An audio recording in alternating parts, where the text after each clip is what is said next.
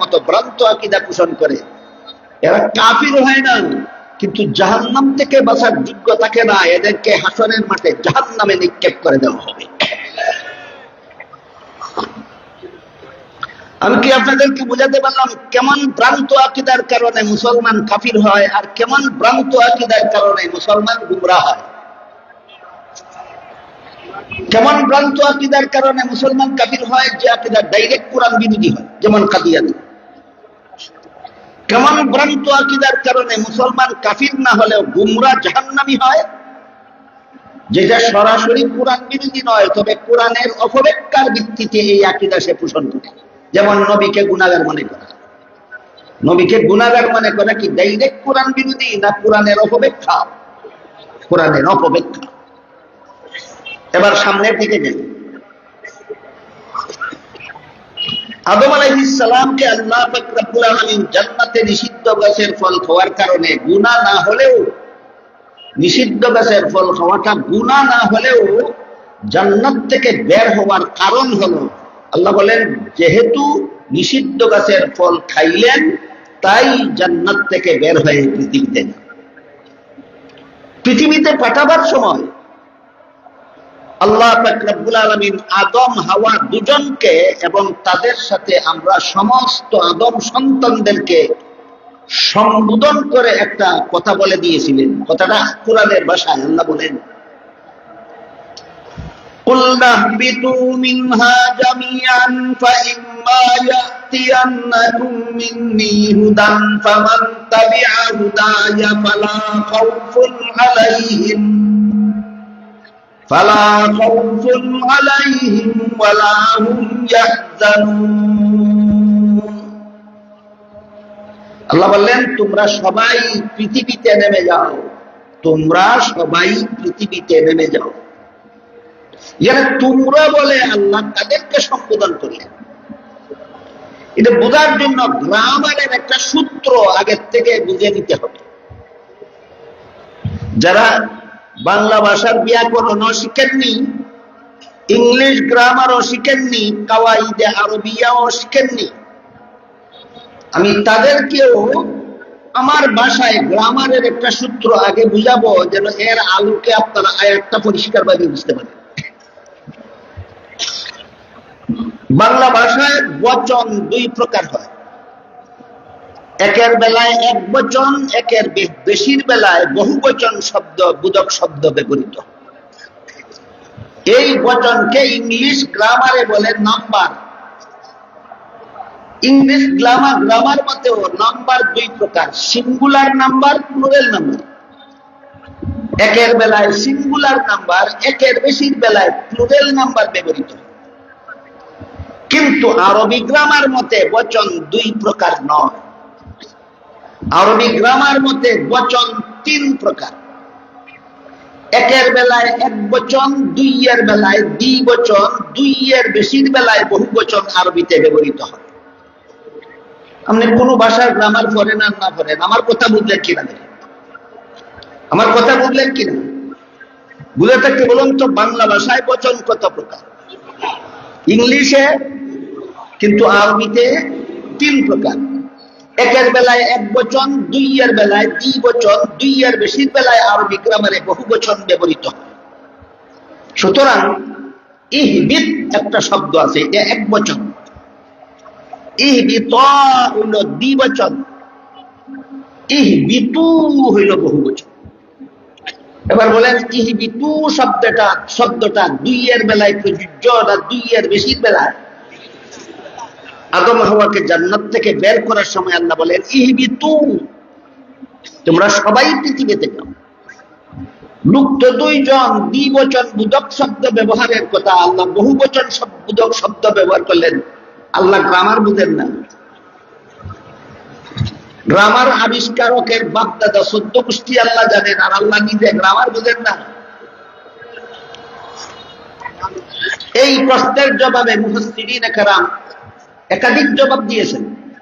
এর মধ্যে একটা জবাব হলো, আল্লাহ এখানে আদম হাওয়া দুজনকে সম্বোধন করেননি।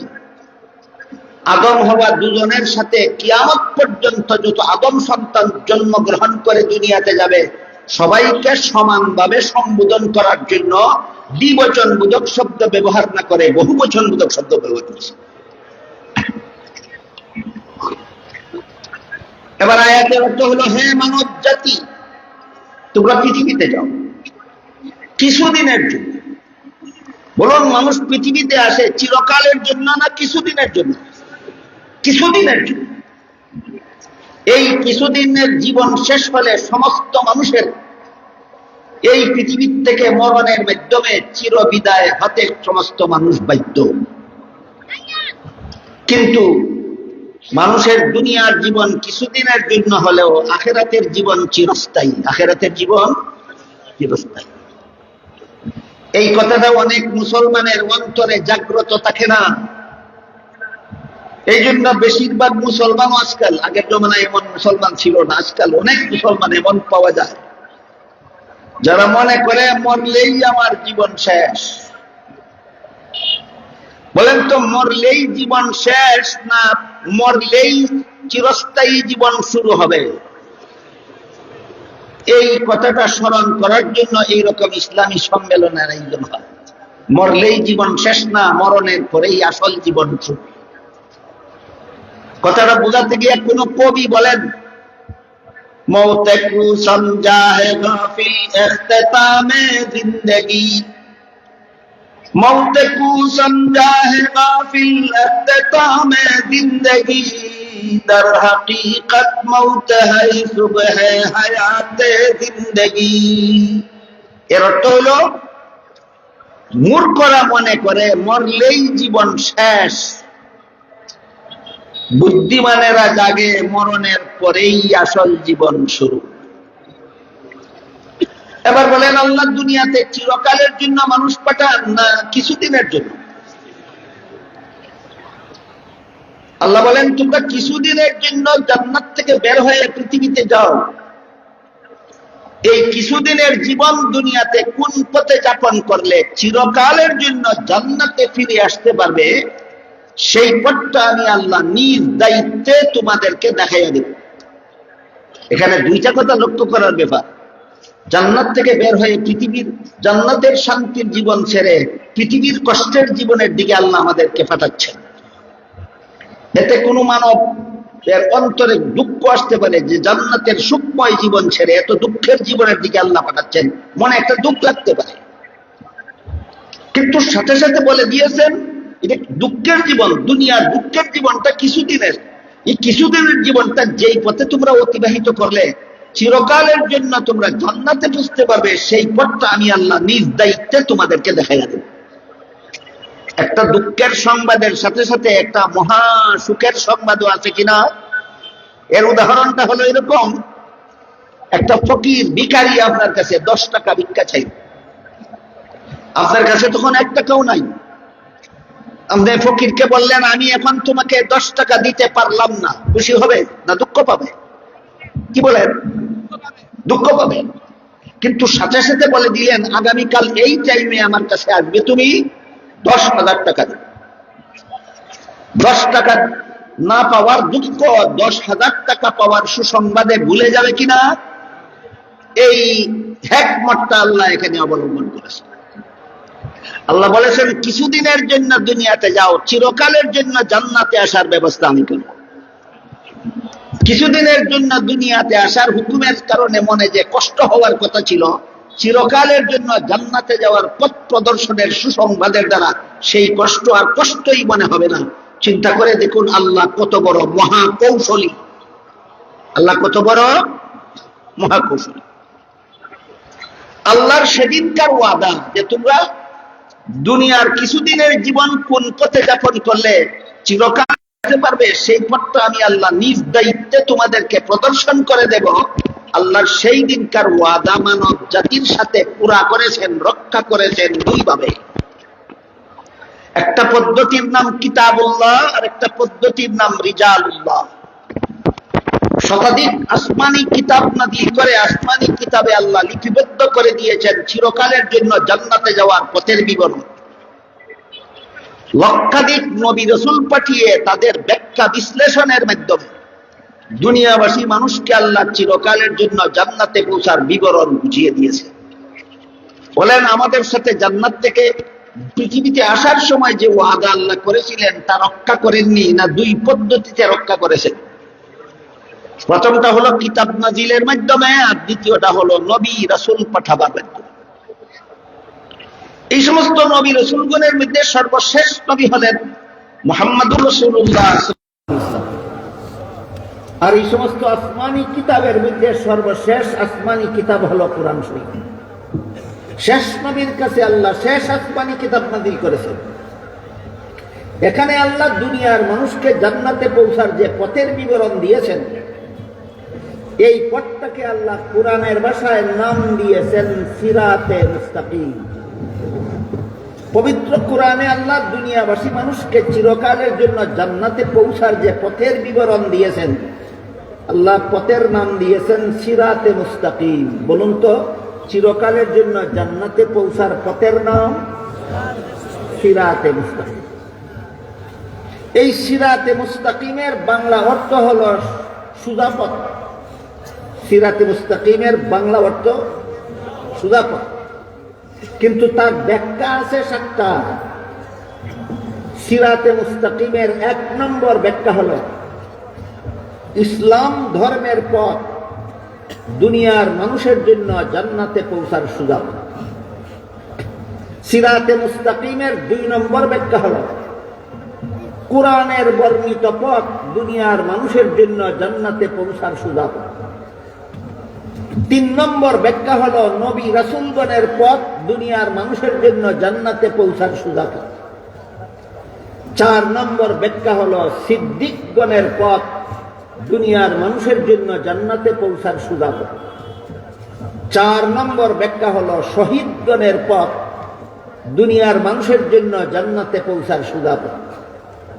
5 নম্বর ব্যাখ্যা হল সালেহগণের পথ, দুনিয়ার মানুষের জন্য জান্নাতে পৌঁছার সোজা পথ। 7 নম্বর ব্যাখ্যা হল আহলে সুন্নাত ওয়াল জামাতের পথ, দুনিয়ার মানুষের জন্য জান্নাতে পৌঁছার সোজা পথ। কটা ব্যাখ্যা? 7টা। প্রত্যেকটা ব্যাখ্যাই বিস্তারিত আলোচনার মাধ্যমে বুঝার ব্যাপার। ইসলাম ধর্মের পথ, জান্নাতে পৌঁছার সোজা পথ কিভাবে, বিবরণের মাধ্যমে বুঝার বিষয়। কোরআনের বর্ণিত পথ, জান্নাতে পৌঁছার পথ কিভাবে, নবী রাসূলগণের পথ, জান্নাতে পৌঁছার পথ কিভাবে, সিদ্দিক কাদেরকে বলে, তাদের পথ জান্নাতে পৌঁছার পথ কিভাবে হয়, শহীদ কাদেরকে বলে, তাদের পথ জান্নাতে পৌঁছার পথ কিভাবে হয়, সালেহ কাদেরকে বলে, তাদের পথ জান্নাতে পৌঁছার পথ কিভাবে হয়, বিস্তারিত বিবরণ ছাড়া বুঝে আসার কথা নয়। কিন্তু একদিনে সব কথা বলা যায় না, একদিনে সব কথা বলা যায় না। এজন্য আজকের মতো আমি শুধু 7 নম্বর ব্যাখ্যাটা আলোচনা করব। সিরাতে মুস্তাকিমের 7 নম্বর ব্যাখ্যা হলো আহলে সুন্নাত ওয়াল জামাতের পথ, দুনিয়ার মানুষের জন্য জান্নাতে পৌঁছার সোজা পথ। এই আহলে সুন্নাত ওয়াল জামাত কাকে বলে, এটা নিয়ে আজকে আলোচনা। বলেন, সিরাতে মুস্তাকিমের 7 ব্যাখ্যার কত ব্যাখ্যা আলোচনা হবে? 1টা ব্যাখ্যা আলোচনা হবে, 7 নম্বরটা। আগের 6 ব্যাখ্যার আলোচনার সময় আজকে হবে না। কেন আমি 7 নম্বর ব্যাখ্যা বেছে নিলাম? কারণ আমার মনে হয় এখনো পর্যন্ত আমাদের সমাজের অধিকাংশ মুসলমান চিনেন না, বুঝেন না আহলে সুন্নাত ওয়াল জামাত কাকে বলে। এই জন্য কেউ বিদাতি হয়েও সুন্নি দাবি করে, আর কেউ জামাতে সাহাবাকে সমালোচনার পাত্র বানাইয়াও নিজেদের দলকে জামাত বলে দাবি করে। বিদাতি হয়ে সুন্নি দাবি করার সুযোগ পায় কেন? জামাতে সাহাবাকে সমালোচনা করে নিজেদেরকে জামাত বলে কেন? এই সুযোগ কিভাবে পায়? আমার দেশের জনসাধারণ বুঝে না আহলে সুন্নাত ওয়াল জামাত কাকে বলে। এই জন্য এই 2 ভ্রান্ত দলের লোকেরা এই সুযোগটা পায়। এদের অপপ্রচারণা এবং কুচক্রান্ত থেকে নিজেদের ঈমান আমল হেফাজতের জন্যই আমার বিবেচনায় এই 7 ব্যাখ্যার মধ্যে শুধু আহলে সুন্নাত ওয়াল জামাতের পথ যে জান্নাতে পৌঁছার সুজা পথ, এই বিষয়টা বেশি প্রয়োজন সমাজে ব্যাপকভাবে আলোচনা হওয়া। আহলে সুন্নাত ওয়াল জামাত কাকে বলে এটা বোঝার জন্য আমরা একটু কথাটা গোড়ার দিক থেকে বুঝে আসি। এক হাদিসে উল্লেখ আছে, রাসূল করিম সাল্লাল্লাহু আলাইহি ওয়াসাল্লামকে জিবরিল ফেরেশতা জিজ্ঞাসা করেছিলেন, ঈমান কাকে বলে? জিবরিলের প্রশ্নের জবাবে রাসূল বলে দিয়েছিলেন, 6টি কথা বিশ্বাস করার নাম ঈমান। কত কথা বিশ্বাস করার নাম ঈমান? আল্লাহ বিশ্বাস করা, ফেরেশতা বিশ্বাস করা, ওই যে আসমানি কিতাব বলেছিলাম, আসমানি কিতাব বিশ্বাস করা, নবী রাসূল বিশ্বাস করা, তকদীর বিশ্বাস করা, আখিরাতের চিরস্থায়ী জীবন বিশ্বাস করা, এই 6 কথা বিশ্বাস করার নাম ঈমান। এই 6 কথা মনে রাখুন। আল্লাহ বিশ্বাস, ফেরেশতা বিশ্বাস, আসমানি কিতাব বিশ্বাস, নবী রাসূল বিশ্বাস, তকদীর বিশ্বাস, আখিরাত বিশ্বাস। এই 6 কথা যে কোনো যুগের, যে কোনো দেশের, যে কোনো মানুষ বিশ্বাস করলেই সে আল্লাহর কাছে ঈমানদার গণ্য হয়, মুমিন মুসলমান বলে গণ্য হয়। বুঝে থাকলে বলুন তো, কত কথা বিশ্বাস করার নাম ঈমান? 6 কথা। এই 6 কথা যারা বিশ্বাস করে তারাই মুমিন মুসলমান। 6 কথার কোনো একটা কথা যে অবিশ্বাস করে সে আর মুসলমান থাকে না, কাফের হয়ে যায়। বুঝে থাকলে বলুন তো, আপনারা যারা বসে বসে কোরআন হাদিসের কথা শুনছেন, আপনারা কি মুসলমান? মাত্র 2-3 জন না সবাই? আমার প্রশ্ন হলো, আপনারা জানলেন কিভাবে আপনি যে মুসলমান? একমাত্র কারণ, আমার নবী বলেছেন এই 6 কথা যারা বিশ্বাস করে তারাই মুসলমান। আর আমি যেহেতু 6 কথা বিশ্বাস করি, কাজেই কোনো সন্দেহ নাই নিশ্চয়ই আমি একজন মুসলমান। এবার বলুন, আপনারা কি মুসলমান? কেমনে জানলেন? রাসূলের বর্ণিত 6 কথা আমি বিশ্বাস করি, তাই আমি যে মুসলমান, এতে কোনো সন্দেহ নাই, এতে কোনো সন্দেহ নেই। 6 কথার কোনো কথা অবিশ্বাস করলেই কাফের হয়ে যায়, সবগুলি কথা বিশ্বাস করলেই মুসলমান বলে গণ্য হয়। এই 6 কথা যারা বিশ্বাস করে তারাই মুসলমান, এর কোনো কথা যে অবিশ্বাস করে সেই কাফের। এই মৌলিক নীতিটা মনে রাখার পরে আমরা সামনের কথাগুলি সহজে বুঝতে পারি। এই 6 কথা বিশ্বাস করে যারা মুসলমান হলো, এমন মুসলমানদের ব্যাপারে হাদিস শরীফে রাসূল করিম সাল্লাল্লাহু আলাইহি ওয়াসাল্লাম বলেন, ওয়া তাতাফাররাকু উম্মতি ওয়া ফি রিওয়ায়াতিন ক্বালা তাফতারিকু উম্মতি আলা 73 মিল্লাহ কুল্লুহুম ফিন নারি ইল্লা ওয়াহিদা। ক্বালু মা হিয়া ইয়া রাসূলুল্লাহ? وفي رواية قالوا من هو يا رسول الله؟ قال ما أنا عليه وأصحابي। হাদিসের মর্মটা হলো, রাসূল বলেন, আমার মুসলমান উম্মত 73 দলে বিভক্ত হয়ে 72 দল মুসলমান যাবে জাহান্নামে, একদল মুসলমান যাবে জান্নাতে। আমার কথা বুঝেন কি না আপনারা? আমি একটু পরীক্ষা করব। রাসূল যে বললেন 72 দল মুসলমান জাহান্নামে যাবে, 6 কথা অবিশ্বাস করার কারণে মুসলমান, না 6 কথা বিশ্বাস করার কারণে মুসলমান? তাহলে জাহান্নামে যাবে কোন দোষে, এটা বোঝার দরকার কিনা? একদল মুসলমান যাবে জান্নাতে, এরাও তো 6 কথায় বিশ্বাসী। জান্নাতে যাবে কোন গুণের কারণে, ওইটাও তো বোঝা দরকার। 72 দল মুসলমানও 6 কথা বিশ্বাস করে বলেই মুসলমান, কিন্তু জাহান্নামে যাবে কোন দোষের কারণে? আর একদল জান্নাতি মুসলমান, এরাও 6 কথায় বিশ্বাসী বলেই মুসলমান, এরা জান্নাতি যাবে কোন গুণের কারণে? যদি আমি না জানি, তাইলে আমি জান্নাতি মুসলমানের গুণ অর্জন না করে জাহান্নামী মুসলমানের দোষে দোষী হয়ে তাদের সাথে আমাকেও জাহান্নামে যেতে হবে। সুতরাং জাহান্নাম থেকে বাঁচার স্বার্থেই সমস্ত মুসলমানদের জন্য জানা ফরজ যে 72 দল মুসলমান জাহান্নামে যাবে কোন দোষের কারণে, একদল মুসলমান জান্নাতে যাবে কোন গুণের কারণে। বিষয়টা সাহাবায়ে কেরাম রাসূলের কাছে জিজ্ঞাসা করেছেন। রাসূল করিম সাল্লাল্লাহু আলাইহি সাল্লাম যে জবাব দিয়েছেন, জবাবের সারমর্ম হলো ৭২ দল মুসলমান ৬ কথায় বিশ্বাস করার কারণেই মুসলমান, কিন্তু এরা ৬ কথার কোনো কথা মন গড়া ব্যাখ্যা মতো বিশ্বাস করার কারণে জাহান্নামী হবে। আমি কি আপনাদেরকে বুঝাতে পারতেছি? ৭২ দল মুসলমান ৬ কথা বিশ্বাস করার কারণেই মুসলমান, কোন দোষে জাহান্নামী? মন গড়া ব্যাখ্যার দোষে জাহান্নামী। বুঝলেন কি? বলেন, ৭২ দল মুসলমান কেন হইল? ৬ কথা বিশ্বাস করার কারণে। জাহান্নামী কেন? মন গড়া ব্যাখ্যার কারণে। একদল মুসলমান জান্নাতি, এরাও ৬ কথা বিশ্বাস করার কারণেই জান্নাতি, কিন্তু জান্নাতি হইল কোন গুণের কারণে? এরা ৬ কথার কোনো কথা মন গড়া ব্যাখ্যা মতো বিশ্বাস করে না, সবগুলি কথা সহি ব্যাখ্যা মতো বিশ্বাস করার কারণে এরা জান্নাতি। ক্লিয়ার হইল?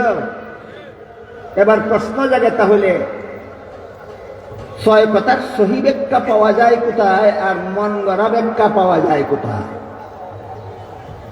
মন গড়া ব্যাখ্যা পাওয়া যায় কোথায়? এই প্রশ্নের জবাব বড় সোজা।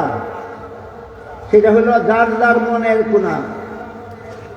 মন গড়া ব্যাখ্যা পাওয়া যায় কোথায়? যার যার মনের কোণায় মন গড়া ব্যাখ্যা পাওয়া যায়। ব্রাহ্মণবাড়িয়ার এক বক্তা, ইয়ার নাম বাউলা, গান ছাড়া এর কোনো বক্তৃতা নাই। এই বক্তা একটা মন গড়া ব্যাখ্যা দিছি কি আমি শুনছি তার বক্তৃতাতে, রেকর্ডে। বলে, আপনারা বলবেন রাসূল হাদির নাজির হয়ে থাকলে আমরা দেখি না কেন? কয়, 2 জন ফেরেশতা প্রত্যেক মুসলমানের কাঁধে কাঁধে বসা আছে, তাদেরকে যে কারণে দেখি না, রাসূল আমাদের সকলের সাথে সাথে আছেন, এই কারণে আমরা রাসূলকেও দেখি না। এটা কোরআনের কোন আয়াতের, কোন সূরার কত নম্বর আয়াতের অর্থ? এটা কোন কিতাবের কত নম্বর হাদিস না মন গড়া ব্যাখ্যা? আল্লাহ রাসূল বলেন, তুই জাহান্নামী, তুই রাসূল মানুষ, মন গড়া ব্যাখ্যা মাত্র। কথা বুঝতে পারতেছেন কিনা? হাদিস শরীফে রাসূল করিম সাল্লাল্লাহু আলাইহি ওয়াসাল্লাম বলেন, আল আম্বিয়াউ আহইয়াউন ফি কুবুরিহিম। নবী রাসূলগণকে দাফন করার পর থেকে তারা জীবিত অবস্থায়, দাফন করার পরেই আল্লাহ জীবিত করে দেন, এবং জীবিত অবস্থায় কিয়ামত পর্যন্ত রওজা শরীফের ভিতরে থাকেন। নবী রাসূলগণকে দাফন করার পরবর্তী 2টা অবস্থার কথা রাসূল বলেছেন, একটা হলো জীবিত আর একটা হলো রওজা শরীফের ভিতরে। বাংলাদেশের 2টা বাতিল দলে এই রাসূলের এই 2টা কথা মানে না।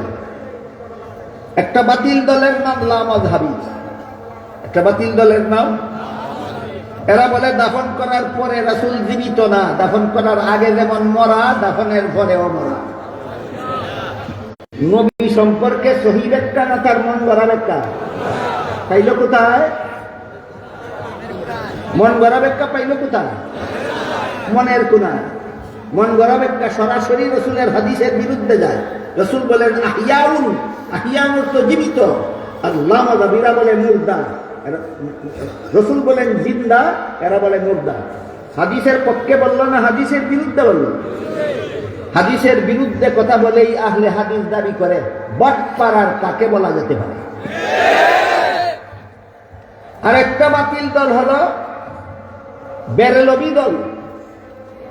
এরা বলে দাফনের পর থেকে রাসূল জিন্দা, জিন্দা হয়ে আমাদের ঘরে ঘরে, আমাদের সমাজে, আমাদের পরিবেশে প্রত্যেকটা ব্যক্তির সাথে সাথে রাসূল ঘোরাফেরা করে। রাসূল বলেন রওজা শরীফের ভিতরে থাকেন, তারা বলে বের হয়ে আসেন। হাদিসের পক্ষে বলে না হাদিসের বিরুদ্ধে বলে? নবীর হাদিসরেও নবীর সুন্নত বলে। নবীর সুন্নতের বিরুদ্ধে যত কথা বলে, নবীর সুন্নতের বিরোধী যত কাজ করে এরা, আর নিজেদের নাম দিয়েছে সুন্নি। বেদাতিরা নিজেদের সুন্নি নাম দেয় কেন? সমাজের মানুষ যেন বুঝতে না পারে এরা বেদাতি। লামজাবিরা নিজেদেরকে আহলে হাদিস নাম দেয় কেন? সাধারণ মানুষ যেন চিনতে না পারে এরা হাদিস বিরোধী। এরা যে হাদিস বিরোধী আপনারা যেন চিনতে না পারেন, এই জন্য নিজেদেরকে আহলে হাদিস নাম দেয়। আর বেদাতিরা নিজেদেরকে সুন্নি নাম দেয় কেন? আপনারা যেন বুঝতে না পারেন এরা বেদাতি। এই কারণে ওই বেদাতি কথাটা ধামা চাপা দেওয়ার জন্য সুন্নি মুখোশের আড়ালে থাকতে চায়। এই উভয় বাতিল দলের মতবাদ মন গড়া, যারা নবীকে রওজা শরীফে মুর্দা আছেন বলেন এই মতবাদ মন গড়া, যারা জিন্দা হয়ে আমাদের অনুষ্ঠানে আগমন করেন বলেন তাদের মতবাদ মন গড়া। বলুন মন গড়া মতবাদ পাওয়া যায় কোথায়? মনের কোনায়। আরো দুই একটা মন গড়া মতবাদের উদাহরণ দেব। একটা মন গড়া মতবাদ আছে, আমার শ্বশুরকে সম্মান করার জন্য যদি দাঁড়াতে পারি, আমার বাবাকে সম্মান করার জন্য যদি দাঁড়াতে পারি, আমার পীরকে আমার উস্তাদকে সম্মান করার জন্য যদি দাঁড়াতে পারি, আমার নবীকে সম্মান করার জন্য দাঁড়াতে পারবো না কেন? এই কথাটা কোরআনের কোন সূরার কত নম্বর আয়াতে আছে? কোন কিতাবের কত নম্বর হাদিসে আছে? তাহলে এইটা আরেকটা মন গড়া যুক্তি। এই যুক্তিটা মানার জন্য আমি জিজ্ঞেস করি, আমি আমার পীর উস্তাদকে সম্মান করার জন্য, আমার নিজের কথা বলি, আমি আমার পীর উস্তাদকে সম্মান করার জন্য আমি দাঁড়াই, 100 বার দাঁড়াবো। আপনারা আপনাদের শ্বশুরকে সম্মান করার জন্য দাঁড়ান কিনা বলুন? আপনাদের বাবাকে সম্মান করার জন্য দাঁড়ান কিনা বলুন? কিন্তু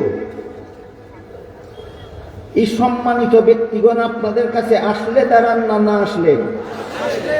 আসার পরও আপনারা তাদেরকে দেখলে দাঁড়ান না, না দেখলে? তো আমি আমার পীর উস্তাদকে আসলে দেখলে দাঁড়াই। তুমি যে নবীকে সম্মান করার জন্য দাঁড়াইলে, নবী আসলেন কখন আর বেটা তুই দেখলি কখন? চাপাবাজি করে জবাব দেয়, বলে আসছেন এবং আমি দেখছি এই জন্যই দাঁড়াইছি। আর তো কোনো জবাব নাই, চাপাবাজি তো। আমাদের মিলাদের অনুষ্ঠানে নবী এসেছেন, আমরা দেখেছি এই জন্যই দাঁড়িয়েছি। প্রশ্ন করলাম, নবী যদি এসে থাকেন তুই দেখলে দাঁড়াইলে, আমরা দেখলাম না কেন? বলে যাদের মহব্বত আছে তারা দেখে, যারা মহব্বত নাই তারা দেখে। ঠেকাইছি নিয়ে এতক্ষণে আপনারা যদি কোন বলে দেখছি না, তোমার মহব্বত পাই এই জন্য দেখছো না। আমরা মহব্বত আছে জন্য নবী আইলে আমরা দেখি। আমি একটু সময়ের জন্য তোর ইসাফাবাদী মেনে নিলাম। আসছেন নবী, যারা দেখছে না মহব্বত আছে না নাই সেই বিচার উপরে হবে। নবী আসছেন, যারা দেখছে না এরা দাঁড়াইছে না, তোমরা দেখছো এই জন্য দাঁড়াইছো। তাইলে কোন মুমিন মুসলমানের দুনিয়ার জীবনে চর্মচুকে নবীরে দেখলে তো সাহাবী হইয়া যায়। খোঁজ না কেন বলে আমরা নবীর সাহাবী বলেন? দুনিয়ার জীবনে চর্মচুকে নবীরে দেখলে কোন মুসলমান, সাধারণ মুসলমান থাকে না, সাহাবী হইয়া যায়। তোরা যে নবীর সাহাবী খোঁজ না কেন? হয় না, দেখছি সাহাবী হইছি না। আমি কই নবীরে দেখলে যে সাহাবী হয় না সে মুসলমান নয়, কাফির। বলেন আবু জাহাল নবীকে দেখেছিল কিনা? সাহাবী হইল না কেন? আবু লাহাব নবীকে দেখেছিল কিনা? সাহাবী হইল না কেন?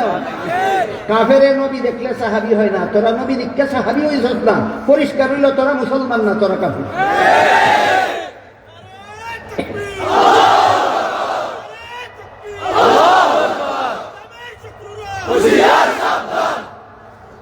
মুহতারাম হাজিরিন, 72 জন মুসলমান 6 কথা বিশ্বাস করার কারণেই মুসলমান।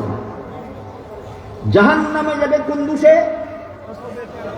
মন গড়া ব্যাখ্যা। এই যে মন গড়া ব্যাখ্যার উদাহরণ বলে দিলাম। জাহান্নামে যাবে কোন দোষে? মন গড়া ব্যাখ্যার দোষে। মন গড়া ব্যাখ্যা পায় কোথায়? যার যার মনের কোনায়, যার যার মনের কোনায়। একদল মুসলমান জান্নাতে যাবে, এরাও 6 কথা বিশ্বাস করার কারণেই মুসলমান। কোন গুণে? সহি ব্যাখ্যা। একদল মুসলমান ইমানের 6 কথা সহি ব্যাখ্যা মতো বিশ্বাস করার কারণে রাসূল এদেরকে জান্নাতি বলেছেন। সিনতান ওয়া সাবউনা ফিন নার ওয়া ওয়াহিদাতুন ফিল জান্নাহ। হাদিসের এই অংশের এই হইল ব্যাখ্যা। 72 দল মুসলমান 6 কথা বিশ্বাস করার কারণেই মুসলমান, মন গড়া ব্যাখ্যার দোষে জাহান্নামী হবে। একজন মুসলমান 6 কথা বিশ্বাস করার কারণেই মুসলমান, মন গড়া ব্যাখ্যা মতো 6 কথা বিশ্বাস করে না, সহি ব্যাখ্যা মতো 6 কথা বিশ্বাস করে। এই জন্য একদল মুসলমানকে হাদিস শরীফে রাসূল জান্নাতি বলেছেন। এখন প্রশ্ন হলো, তাইলে 6 কথার সহি ব্যাখ্যা পাওয়া যায় কোথায়? 6 কথার মন গড়া ব্যাখ্যা পাওয়া যায় কোথায়? যার যার মনের কোণায়। 6 কথার সহি ব্যাখ্যা মনের কোণায় পাওয়া যায় না। 6 কথার সহি ব্যাখ্যা পাওয়া যায় কোথায়? এই প্রশ্নের জবাব পাওয়া যায় রাসূলের হাদিসে। রাসূল বলেন, মা আনা আলাইহি ওয়া আসহাবি। মর্ম হলো, আমার সুন্নতে পাবে 6 কথার সহি ব্যাখ্যা, সাহাবায়ে কেরামের জমাতে পাবে 6 কথার সহি ব্যাখ্যা।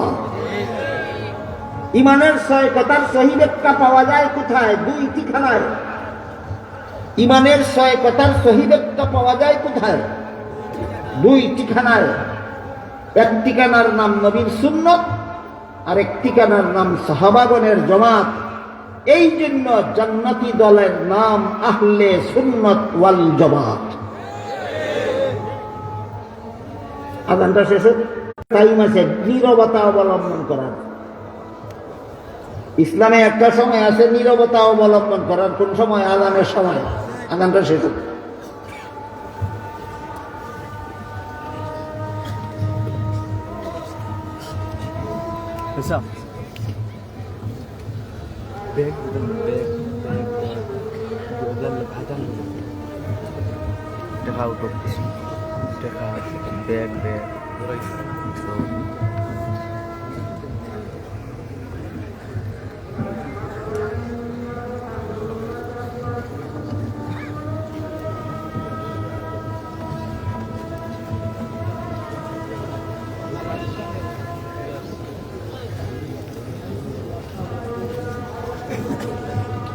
খারাপ নাই, অনেকক্ষণ বইয়া থাকতে থাকতে তারা রাত হয়, ব্যথা হয়, উচ্চ একটু লড়াচড়া হইয়া ইয়া বউকা আজান ভরতে ভরতে বালা হইছে।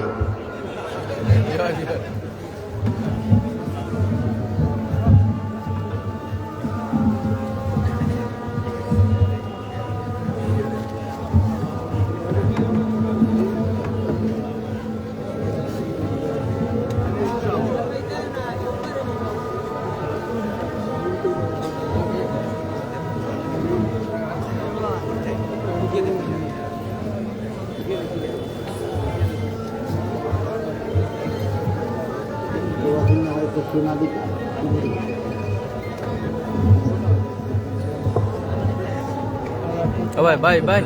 Oh bye. Oria oria. Say dia. Mayempun amin tidak masalah cari Allah kabulkan. Aduh say dia. Say dia bhai apne mese mat ba. এবারে লাইট জ্বালা রাখা ফ্লাশ বন্ধ করি আবার ये ठीक है जैसा हो शेष ये तो शेष आराम भाई जी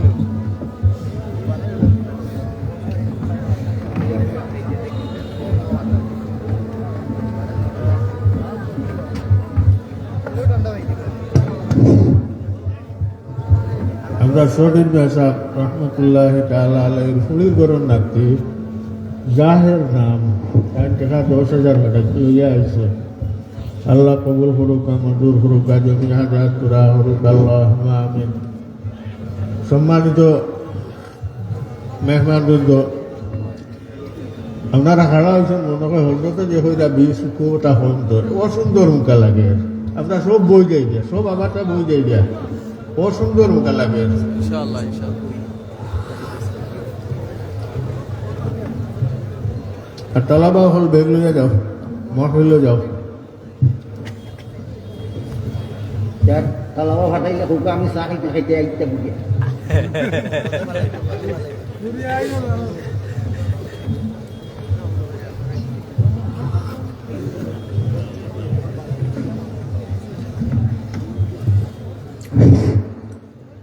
আমরা ইতমিনানে বসি, মেহরবানি পূর্বক বয়ান তো সব বয়ান তো এখনো আসছে, আমরা বসে যাই।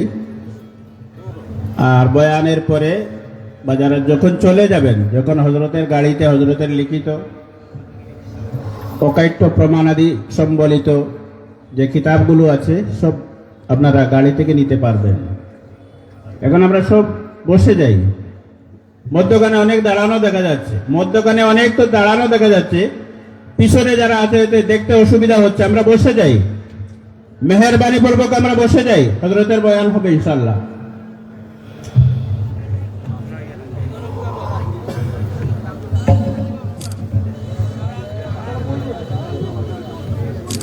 আমরা যারা সাইটে দাঁড়িয়ে আছি, জায়গা তো আছে, এই যে পর্যাপ্ত জায়গা আছে, আমরা তো বসে যাই। মেহেরবানি স্বেচ্ছাসেবক কিন্তু তাদেরকে বসার একটু সুযোগ করে দিলে ভালো হয়।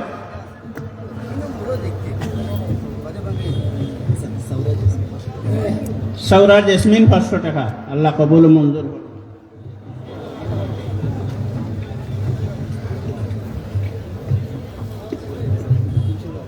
সাবহল যারা উবাসলা বই যাও কাতে আমি কথা শুরু করে দিব।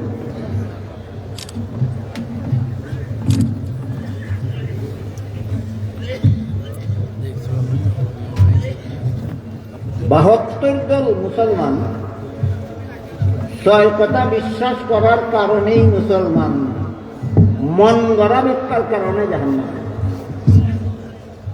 একদল মুসলমান এরাও ছয় কথা বিশ্বাস করেই মুসলমান। এরা ছয় কথার কোনো কথা মন গড়া ব্যাখ্যা মতে নয়, সহি ব্যাখ্যা মতো বিশ্বাস করার কারণে জান্নাত। আর ছয় কথার সহি ব্যাখ্যা পাওয়া যায় দুই ঠিকানায়। রাসূলের ভাষায় মা আনা আলাইহি ওয়া আসহাবি, আমার সুন্নত এবং আমার সাহাবাগণের জামাত। সুতরাং ছয় কথার যত ব্যাখ্যা নবীর সুন্নতের দ্বারা অর্থাৎ নবীর সহিহ হাদিসের দ্বারা সাব্যস্ত হয়, আর সাহাবায়ে কেরামের জামাতের দ্বারা সাব্যস্ত হয়। এই ব্যাখ্যাগুলি যারা মানে তারা সহিহ ব্যাখ্যা মতো ছয় কথা মানে। এই জন্য একদিকে এরা জান্নাতি মুসলমান, অপরদিকে এদের নাম আহলে সুন্নাত ওয়াল জামাত। আহলে সুন্নাত কথার অর্থই সুন্নতের অনুসারী। বলুন তো কার সুন্নতে? রাসূলের সুন্নাত। ওয়াল জামাত অর্থই জামাতের অনুসারী। বলুন তো কার জামাতে? সাহাবায়ে কেরাম। এই হাদিসে আল্লাহ রাসূল ছয় কথার সহি ব্যাখ্যা আর 72 দলের ভ্রান্ত ব্যাখ্যা থেকে সহি ব্যাখ্যাকে পার্থক্য করার জন্য দুইটা স্কেল নির্ধারণ করে দিয়েছেন, দুইটা মাপকাঠি নির্ধারণ করে দিয়েছেন। একটা স্কেলের নাম হলো নবীর সুন্নাত, আর একটা স্কেলের নাম হলো সাহাবায়ে কেরামের জামাত। 72টা বাতিল দল থেকে একটা সঠিক দল, হক দলকে পার্থক্য করে চিনার জন্য নবী তার উম্মতকে দুইটা মাপকাঠি দিয়েছেন। একটা মাপকাঠির নাম নবীর সুন্নত, আর একটা মাপকাঠির নাম সাহাবাগণের জামাত। নবীর সুন্নত সত্যের মাপকাঠি, সাহাবায়ে কেরামের জামাত সত্যের মাপকাঠি। যে মানে না সে পথভ্রষ্ট গুমরাহ।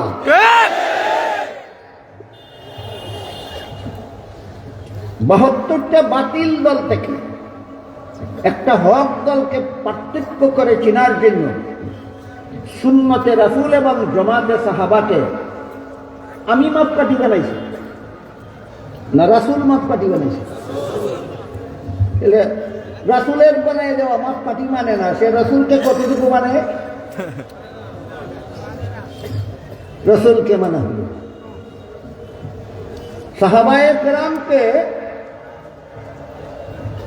সমালোচনা করার কথা বলা হয়নি, সাহাবায়ে কেরামের দোষ খোঁজার কথা বলা হয়নি, সাহাবায়ে কেরামকে হক বাতিলের পার্থক্যকারী মাপকাঠি মানার কথা বলা হয়েছে। এখানে এসে সাহাবায়ে কেরামকে এই রাসূলের সাব্যস্তকৃত মাপকাঠির থেকে বাদ দেওয়ার জন্য কিছু লোকে বলে একমাত্র রাসূল ছাড়া আর কেউ সত্যের মাপকাঠি নেই। যদি জিজ্ঞাসা করা হয় কেন সাহাবাগণের কি হলো, বলে সাহাবাগণ তো এমন কাজও করেছেন যেই কাজ বাকি উম্মতের জন্য অনুসরণীয় নয়। যাদের কোনো কোনো কাজ আছে অনুসরণীয় নয়, তারা মাপকাঠি হতে পারে। যাদের সকল কাজ অনুসরণীয়, তারা মাপকাঠি হতে পারে। তাহলে সাহাবায়ে কেরামের জীবনের সকল কাজ উম্মতের জন্য অনুসরণীয় নয়, তাই তারা সত্যের মাপকাঠি না। রাসূলের জীবনের সকল কাজ উম্মতের জন্য অনুসরণীয় বলে দাবি করতেছ, তাই রাসূল মাপকাঠি। তাহলে বলো তো, রাসূল নিজের ঘরে একত্রে বিবি রেখেছিলেন কয়জন? আপনারা কি তা জানেন? 9 জন। রাসূলের কাজটা কি উম্মতের জন্য অনুসরণীয়? তোমার দাবি মতো তোমার রাসূল মাপকাঠি দিলেন কোথায়? দান্দালির আর জায়গা পাও না। এরপরে কয় না না, শুধু অনুসরণীয় ব্যাপার না, সাহাবায়ে কেরাম অনেক গুনাহও করেছেন, মাপকাঠি হলে তো গুনাহ আমাদেরও করতে হবে। এই জন্য সাহাবী সত্যের মাপকাঠি হতে পারে না, বেগুনাহ রাসূল মাপকাঠি। অথচ যারা বলে গুনার কারণে সাহাবী মাপকাঠি না, রাসূল বেগুনাহ হওয়ার কারণে মাপকাঠি, এরাই কয় अल्लाह ताला कभी कभी बिल इरादा अंबियाए किराम से पर्दाए इस्मत को उठाकर 1-2 लफ्ज़ें होने देते हैं ताकि लोग समझे कि ये भी बशर है।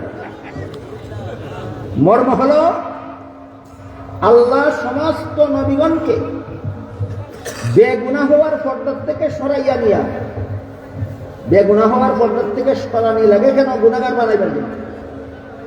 বেগুনাহ হওয়ার পর্দা থেকে সরাইয়া নিয়া পদস্খলন ঘটাইয়া দেবে।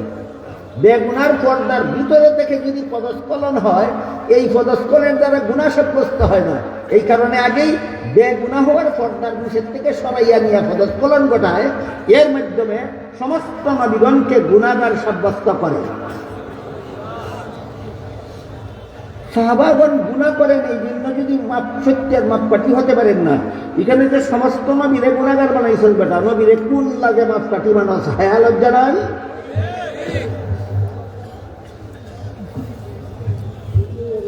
অথচ আল্লাহ পাক রব্বুল আলামিন বলেন লা ইয়ানালু আহাদিজ জালিমিন, গুনাহগারদেরকে আমি নবী বানাই না, গুনাহগারদেরকে নবী বানাই না। সাহাবী গুনাহ করেন, এই জন্য যদি সত্যের মাপকাঠি হতে পারেন না। তোমরাই তো বলো নবীও গুনাহ করেন, নবীরে কোন লাগে সত্যের মাপকাঠি বানাও?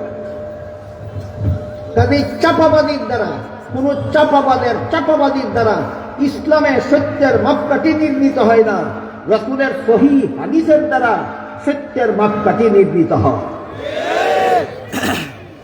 হাদিসটা হলো, রাসূল বলেন সিনতান ওয়া সাবউনা ফিন নার ওয়া ওয়াহিদাতুন ফিল জান্নাহ, 72 দল মুসলমান হবে জাহান্নামী, 1 দল মুসলমান হবে জান্নাতি।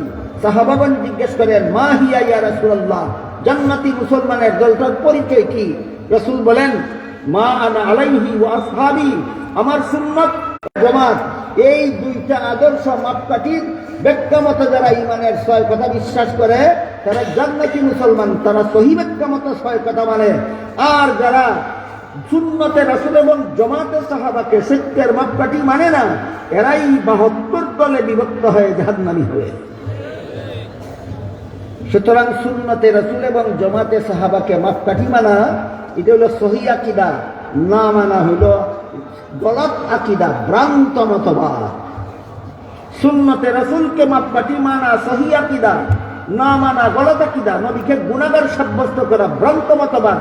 সাহাবায়ে কেরামকে সত্যের মাপকাঠি মানা সহিহ আকীদা, সাহাবাদেরকে সত্যের মাপকাঠি না মানা ভ্রান্ত মতবাদ।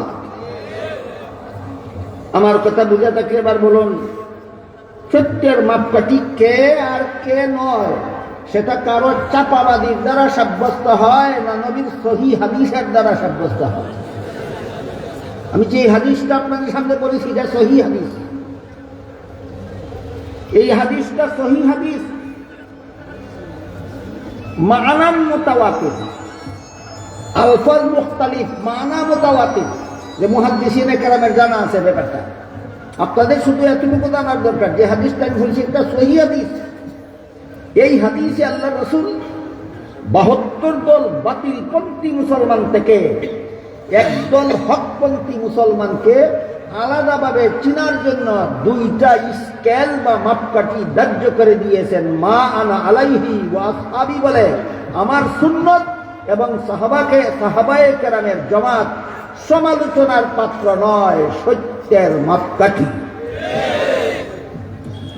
এবার বলুন, সাহাবায়ে কেরাম সমালোচনার পাত্র না সত্যের মাপকাঠি? চাপাবাদীর দ্বারা সাব্যস্ত না নবীর সহিহ হাদিসের দ্বারা সাব্যস্ত? তাহলে সাহাবায়ে কেরামের জীবনে কি কোনো অপরাধ করেননি, কোনো গুনাহ করেননি? তাহলে সমালোচনা করব না কেন? এই বিষয়টা আলোচনা হওয়া দরকার। সাহাবায়ে কেরাম অতীত জীবনে অনেক গুনাহ করেছেন, কেউ কেউ কুফরি শিরকি গুনাহ করেছেন। তারপরও এই সাহাবায়ে কেরামকেই রাসূল পরবর্তী উম্মতের জন্য সত্যের মাপকাঠি সাব্যস্ত করে দিলেন কেন? এই কথাটা আগে পরিষ্কার হোক।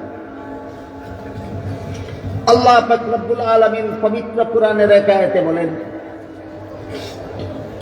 ইন্নাল্লাযীনা ইয়াগুদ্দুনা আসওয়াতাহুম ইনদা রাসূলিল্লাহি উলাইকাল্লাযীনা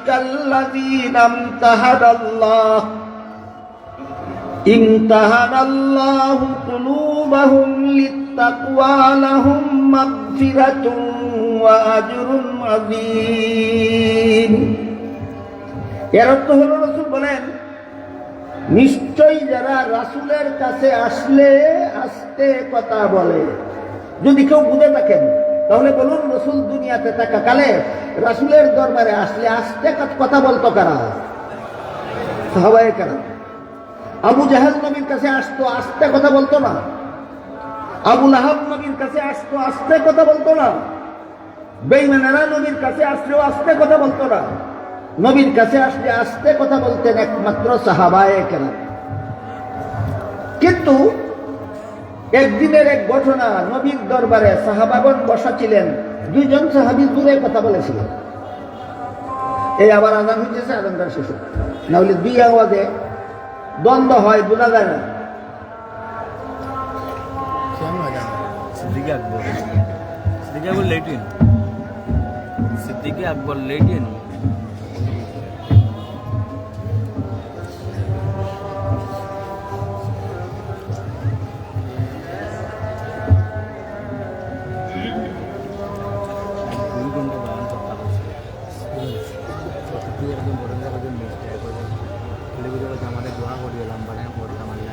শেষ হয়েছে। নবীর দরবারে একটা চলন্ত বৈঠকে 2 জন সাহাবী কোনো একটা বিষয়ে কথা কাটাকাটির এক পর্যায়ে গলার আওয়াজ বড় হয়ে গেছে, জোরে কথা বলেছিলেন। তাদেরকে সতর্ক করে দিয়ে আল্লাহ পাক রব্বুল আলামিন আয়াত নাযিল করে বলেছিলেন, ইয়া আইয়ুহাল্লাযীনা আমানু লা তারফাউ আসওয়াতাকুম ফাওকা সাওতিন নবী ওয়া লা তাজহারু লাহু বিল কওলি কাজাহরি বাযিকুম লিবাদ আন তাহবাতা আমালুকুম ওয়া আনতুম লা তাশউরুন। এর অর্থ হলো, হে মুমিন মুসলমানেরা, নবীর কাছে থাকা অবস্থায় তোমরা উচ্চ স্বরে কথা বলবে দূরের কথা, স্বাভাবিক আওয়াজেও কথা বলতে পারো না।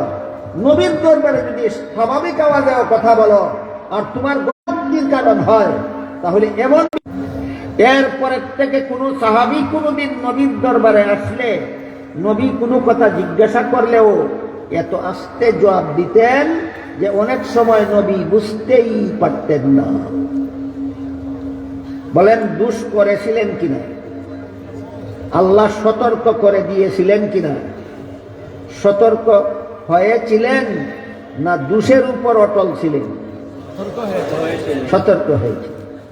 সাহাবাদের অতীত জীবনের গুনাহ খাতা ভুল ত্রুটি আল্লাহ এবং আল্লাহ রাসূল সংশোধন করে দিয়েছেন, এবং রাসূল আল্লাহ এবং রাসূলের নির্দেশ মতো তাদের অতীত জীবনের গুনাহ খাতা ভুল ত্রুটি থেকে এমনভাবে সংশোধন হয়েছিলেন যে তাদের সংশোধন হওয়ার উপর সন্তুষ্ট হয়ে আল্লাহ ঘোষণা দিলেন, লাহুম মাগফিরাতুন, লাহুম মাগফিরাতুন, সাহাবাদের জীবনের অতীতের সব গুনাহ মাফ। নবীগণ জীবনে কোনোদিন গুনাহ করে নেই না। এই কথা বোঝাবার জন্য আহলে সুন্নাত ওয়াল জামাতের পরিভাষায় বলা হয় আম্বিয়ায়ে কেরাম মাসুম। সাহাবাগণ সমস্ত গুনাহ তওবার মাধ্যমে মাফ করিয়ে নিয়েছিলেন। শেষ জীবনে সমস্ত সাহাবাও বেগুনাহ হয়ে গিয়েছিলেন। এমন বেগুনাহকে আহলে সুন্নাত ওয়াল জামাতের পরিভাষায় বলে মাগফুর। নবীগণ মাসুম, সাহাবাগণ মাগফুর। মাসুম অর্থ বেগুনাহ, মাগফুর অর্থ বেগুনাহ। দুই বেগুনায় বেশ কম। মাসুম এমন বেগুনাহ যে জীবনে কোনোদিন গুনাহ করেই নাই, আর মাগফুর এমন বেগুনাহ যার সারা জীবনের গুনাহ মাফ করে দেওয়া হয়েছে। এবার বলুন, সাহাবাগণ গুনার উপর অটল থেকেছেন না তওবার মাধ্যমে সমস্ত গুনাহ মাফ করাইয়া নিছেন? মাফ করানির পরে গুনাহগার তাকে। হাদিস শরীফে রাসূল করিম সাল্লাল্লাহু আলাইহি ওয়াসাল্লাম বলেন, আত-তাইবু মিনাজ যামবি কামাল্লা যামবা লাহু। তওবার থেকে, গুনাহ থেকে যারা যথারীতি তওবা করে ফেলে, আল্লাহ তাদেরকে আবার বেগুনাহ বানিয়ে দেন। সাহাবাগণকে আল্লাহ শেষ জীবনে বেগুনাহ বানিয়ে দিয়েছেন। নবীগণকে আল্লাহ প্রথম জীবন থেকেই বেগুনাহ রেখেছেন। দুই দল বেগুনাহ অবস্থা দুইটা। নবীগণ এমন বেগুনাহ যারা জীবনে কোনোদিন গুনাহ করেন না। সাহাবাগণ এমন বেগুনাহ যারা শেষ জীবনে সমস্ত গুনাহ মাফ করাইয়া দুনিয়ার থেকে বিদায় হয়েছেন। এমন বেগুনার উপাধি হইল মাগফুর। এমন বেগুনার উপাধি হইল।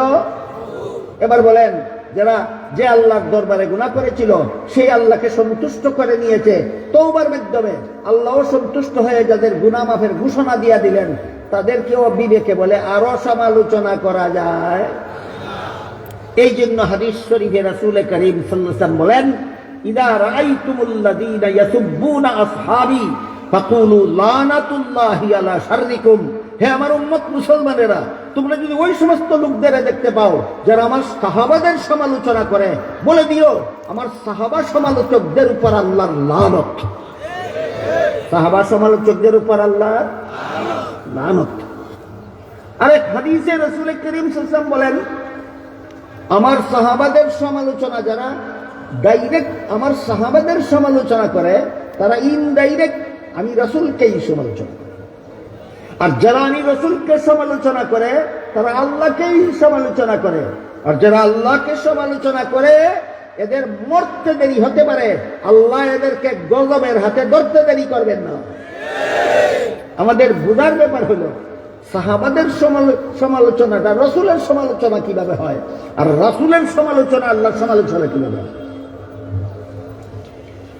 এক হাদিসে আল্লাহ রাসূল বলেন, ইন্নামা আনা বুইস্তু মুআল্লিমা। আল্লাহ আমাকে উম্মতের উস্তাদ বানিয়ে দিয়েছে। রাসূল আমাদের উস্তাদ, সাহাবাদের উস্তাদ। সাহাবাদের উস্তাদ ডাইরেক্ট, আর আমাদের উস্তাদ ভায়া সাহাবা। আমাদের উস্তাদ সাহাবাদের মাধ্যমে, রাসূল আমাদের উস্তাদ। আর সাহাবাদের উস্তাদ কারো মাধ্যমে না, ডাইরেক্ট। ডাইরেক্ট সাহাবাগণ রাসূলের ডাইরেক্ট ছাত্র। কাজেই কেউ যদি বলে শিক্ষকটা ভালোই, ছাত্ররা বড় খারাপ, শিক্ষক ভালো তাকে। আবার বলি রাসূল শিক্ষক, সাহাবাগণ ছাত্র। কেউ যদি বলে শিক্ষক ভালোই, ছাত্ররা বড় খারাপ, এর মানে শিক্ষক ভালো রইল? তুমি ভালো শিক্ষক হইলে তোমার ছাত্র খারাপ কেন? এই জন্য রাসূল বলেন এরা আমার ছাত্র, এদের সমালোচনা করার মানে হলো আমি শিক্ষককে সমালোচনা করা। আর যে শিক্ষককে ভালো ছাত্র করতে পারে না, এমন শিক্ষকটাকে যিনি শিক্ষক বানাইল সে অযোগ্যকে শিক্ষক বানাইল, তার নবী বানানিটা উচিত হয়নি। এই জন্য রাসূল বলেন যে আমার সাহাবার সমালোচনা করে সে আমি রাসূলেরই সমালোচনা করে। আর আমার রাসূল বলেছেন স্বয়ং আল্লাহ, অযোগ্যকে আল্লাহ রাসূল বানাইলেন কেন? এই মর্মে তারা স্বয়ং আল্লাহর সমালোচনা করে।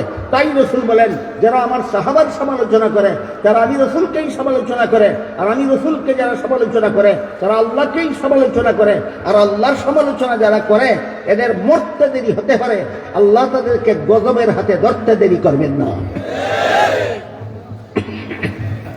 অন্য আয়াতে আল্লাহ বলেন, মান ইউশাকিকির রাসূলা মিন বাদি মা তাবায়্যানা লাহুল হুদা ওয়া ইয়াত্তাবি গায়রা সাবিলিল মুমিনিন নুওয়াল্লিহি মা তাওয়াল্লা ওয়া নুসলিহি জাহান্নাম।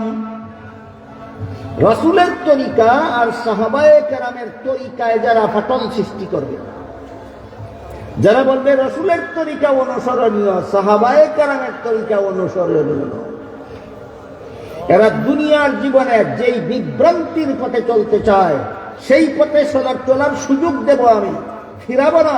কেন? গাড়ে ধরে পাপ থেকে ফিরাবার জন্য দুনিয়াতে পাঠাইনি, পরীক্ষা করার জন্য দুনিয়াতে পাঠিয়েছি। সুতরাং যারা নবীর তরিকায় ফাটল সৃষ্টি করে, সাহাবায়ে কেরামের জমাতে ফাটল সৃষ্টি করে, এদেরকে দুনিয়ার জীবনে যেই গুমরাহির পথে চলতে চায় সেই পথে চলার সুযোগ দেব, কিন্তু মরণের পরে আমি আল্লাহ এদেরকে জাহান্নামের আগুন দিয়ে জ্বালিয়ে শাস্তি দেব।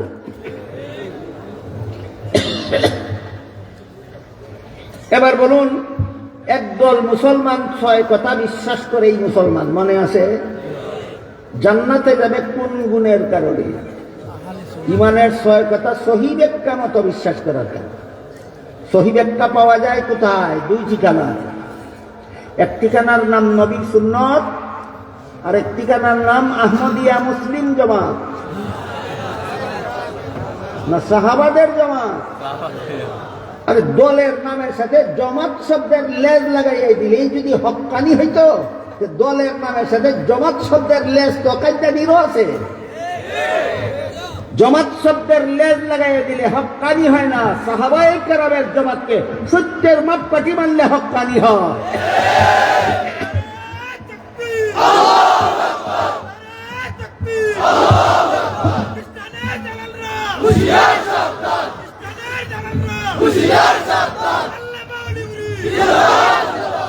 এবার আপনারা বলুন, আপনারা কি ইমানের 6 কথায় বিশ্বাসী?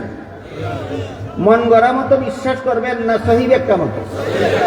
সহি ব্যাখ্যা কত ঠিকানায় পাওয়া যায়? প্রথমটার নাম নবীর সুন্নত, দ্বিতীয়টার নাম সাহাবাগণের জামাত। আপনি যদি নবীর সুন্নত এবং সাহাবায়ে কেরামের জামাতকে ইমানের 6 কথার সহি ব্যাখ্যার জন্য আদর্শ মাপকাঠির রূপে গ্রহণ করেন, আপনি হকপন্থী মুসলমান। রাসূল বলেন আপনি জান্নাতি, আপনার নাম আহলে সুন্নাত ওয়াল জামাত। এবার আমি কতগুলি উদাহরণ তুলে ধরতে চাই আপনাদের সামনে, যেন আপনারা বুঝে নিতে পারেন। আপনি যে আল্লাহ বিশ্বাস করেন, মন গড়া ব্যাখ্যা মতো না সহি ব্যাখ্যা মতো? হ্যাঁ, এখনই সহি ব্যাখ্যা মতে দাবি করলে হবে না। আমি উদাহরণ তুলে ধরবো, আল্লাহ সম্পর্কে কিছু সহি ব্যাখ্যা তুলে ধরবো, কিছু মন গড়া ব্যাখ্যা তুলে ধরবো। আপনি যাচাই করবেন আপনি সহি ব্যাখ্যা মতো আল্লাহ বিশ্বাস করেন না মন গড়া ব্যাখ্যা মতো আল্লাহ বিশ্বাস করেন। নবী রাসূল সম্পর্কে কিছু সহি ব্যাখ্যা আপনাদের সামনে তুলে ধরবো, কিছু মন গড়া ব্যাখ্যা আপনাদের সামনে তুলে ধরবো।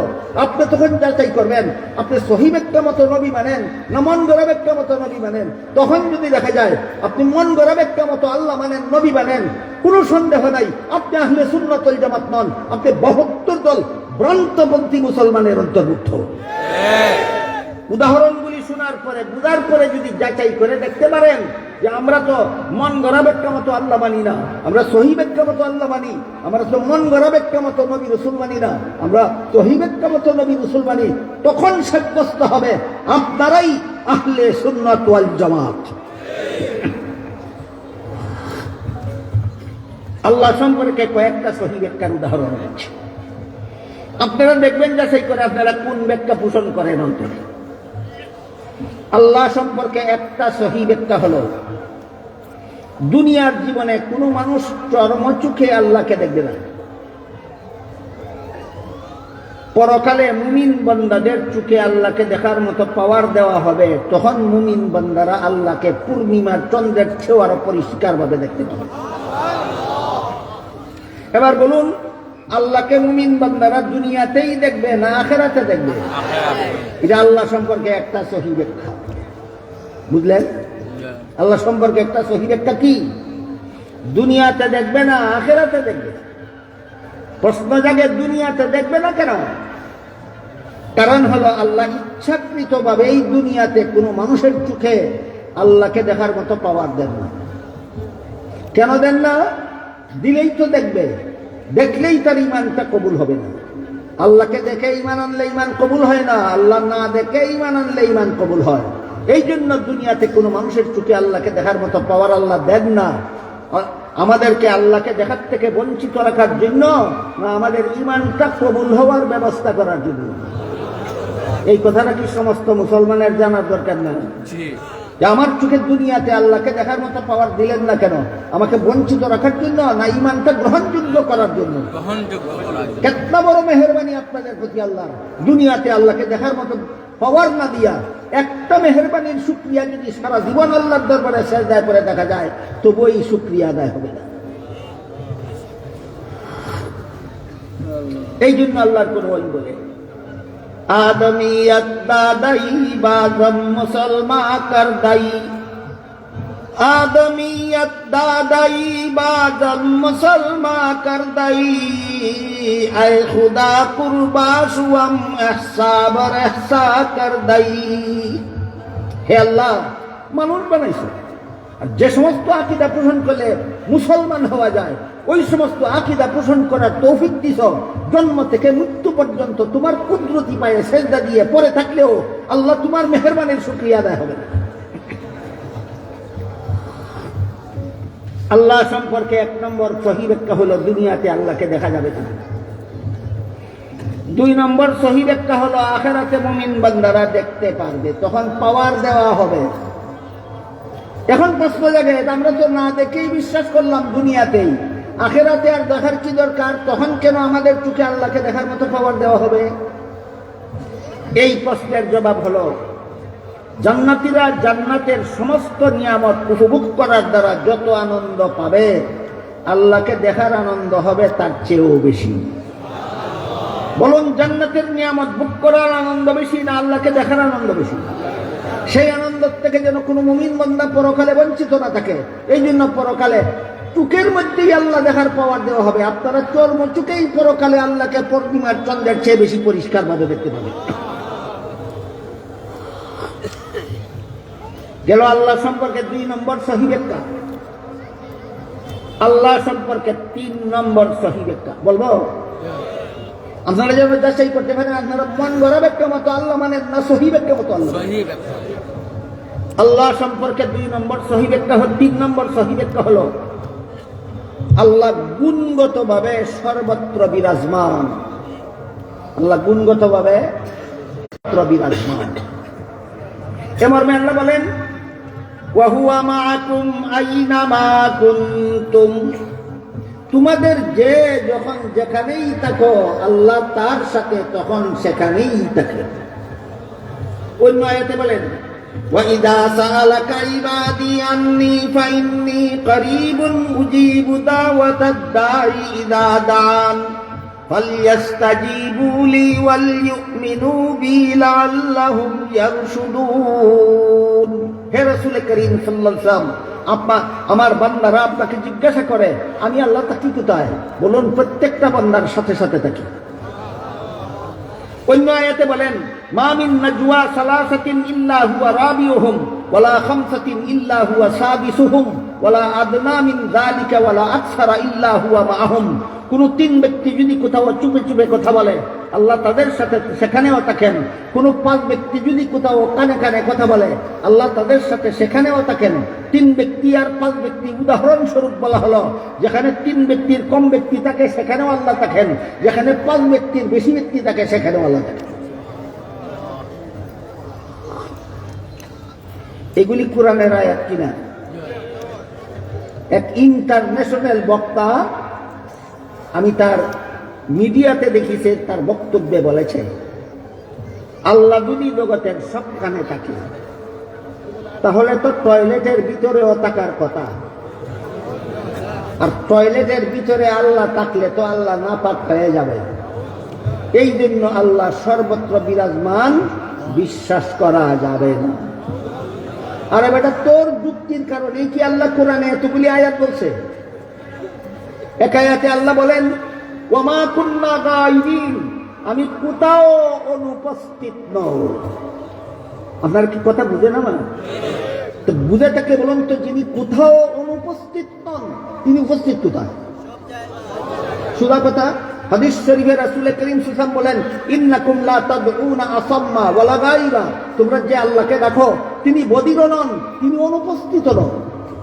আল্লাহ বলেন আমি কোথাও অনুপস্থিত নই, রসুল বলেন আল্লাহ কোথাও অনুপস্থিত নন। বক্তায় কয় সবখানে উপস্থিত থাকলে তো টয়লেটের ভিতরে উপস্থিত থাকবে, উপস্থিত থাকলে তো আল্লাহ নাপাক হয়ে যাবে। তোর সাফাবাদী দিয়া ইসলামী আকীদা প্রমাণ হয় না, সুন্নতে রাসূলের জমাতে সাহাবার দ্বারা ইসলামী আকীদা প্রমাণ হয়।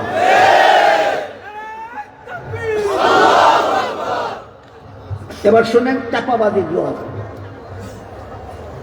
কিয়ামত পর্যন্ত যত বাতিলে যত চাপাবাজি করবে, যত মন গড়া ব্যাখ্যা দিবে, সবগুলির জবাবের ব্যবস্থা আল্লাহ এবং আল্লাহ রাসূল কোরআন হাদিসে দিয়ে রাখছেন। যে চাপাবাদে কইল আল্লাহ যদি সর্বত্র বিরাজমান হয় তাহলে তো টয়লেটের ভিতরেও থাকবে, আর সেখানে আল্লাহ তাকে নাপাক হয়ে যাবে। একটা বড় মস্তিষ্ক বিকৃত সম্পন্ন এই বক্তা বুঝার জন্য আমি আপনাদের জিজ্ঞাসা করি, টয়লেটের ময়লার মধ্যে যদি কোনো মাটি ঢেলা পড়ে নাপাক হয়, যদি কোনো পাথর পড়ে নাপাক হয়, যদি কোনো সোনা রূপা পড়ে নাপাক হয়, কেন এগুলি দেহ বিশিষ্ট, ধরা যায় শোয়া যায়? বলেন টয়লেটের ভিতরে ধরা যায় শোয়া যায় জিনিস পড়লে কি হয়?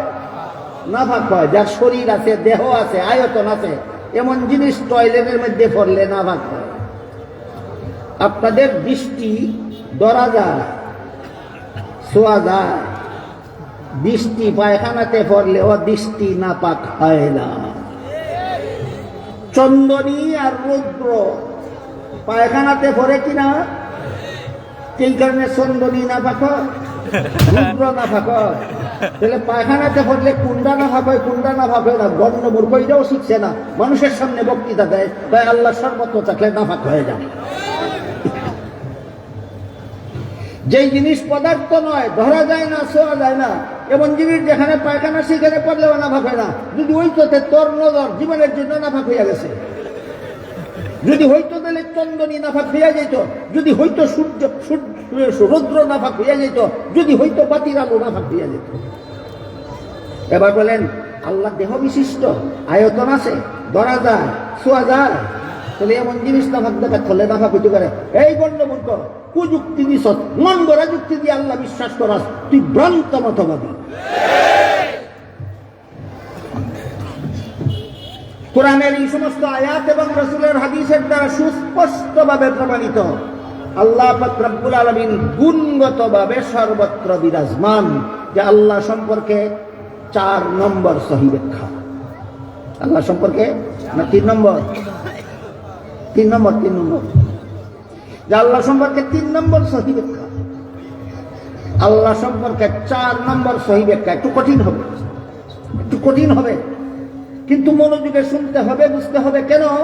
আমি আহলে সুন্নাত না আহলে বিদআত এটা সাব্যস্ত করার জন্য। যদি শুনেন, বুঝেন, মানেন, তবে আপনি আহলে সুন্নাত। জানেনও না, মানেনও না, কিছুতেই আহলে সুন্নাত হতে পারবেন না। আল্লাহ সম্পর্কে 4 নম্বর সহি ব্যাখ্যা হলো আল্লাহ সত্তাগতভাবে কোন স্থানে অবস্থান করেন না, গুণগতভাবে সর্বত্র বিরাজমান। 3 নম্বর সহি ব্যাখ্যা। 4 নম্বর সহি ব্যাখ্যা আল্লাহ সত্তাগতভাবে কোন স্থানে অবস্থান করেন না। যে বাংলায় বললাম, বাংলা ছাড়া মাদ্রাসার ভাষায় বললে আলেমরা বুঝবেন না, মাদ্রাসারা বুঝবে, আপনারা বুঝবেন না। আল্লাহ কোন মকানের মকিন হন না। ইমাম আবু হানিফা রাহমাতুল্লাহি আলাইহি বিষয়টা ক্লিয়ার করে দিয়েছেন, বলে দিয়েছেন আল্লাহকে কোন মকানের মকিন সাব্যস্ত করা মুসলমানি মতবাদ নয়, কুফরি মতবাদ। মকানের মকিন মানে স্থানে অবস্থানকারী। দেখেন কিতাবের ভাষার বাংলা বুঝলেন কিনা? মকানের মকিন মানে স্থানের অবস্থানকারী, স্থানে অবস্থানকারী। আল্লাহকে কোন স্থানে, আল্লাহর সত্তাকে কোন স্থানে অবস্থানকারী বিশ্বাস করা ইসলামী মতবাদ নয়, কুফরি মতবাদ। কারণ কি? কারণ হলো যে কোনো স্থানে অবস্থান করে সে ওই স্থানের মুখাপেক্ষী হয়। বাংলা বুঝেন? বলেন যারা বসা আছেন, কোনো না কোনো স্থানে বসা আছেন কিনা? আপনি স্থির থাকার জন্য ওই স্থানের মুখাপেক্ষী কিনা? আল্লাহ না করুক আপনি যেই স্থানে বসা আছেন হঠাৎ করে আপনার নিচের থেকে সেই স্থানটা সরিয়ে দিলে স্থির থাকবেন না, পরে যাবেন। তাহলে প্রমাণ হইল আপনি যে স্থানে বসা আছেন আপনি বসা থাকার জন্য ওই স্থানের মুখাপেক্ষী। বুঝলেন কিনা? স্থানে যে কোনো স্থানে থাকে সে ওই স্থানের মুখাপেক্ষী হয়। আল্লাহ কোরআনে বলেন আল্লাহুস সামাদ, আল্লাহ অমুখাপেক্ষী। সমাদের তো অমুখাপেক্ষী, আল্লাহ মুখাপেক্ষী না অমুখাপেক্ষী।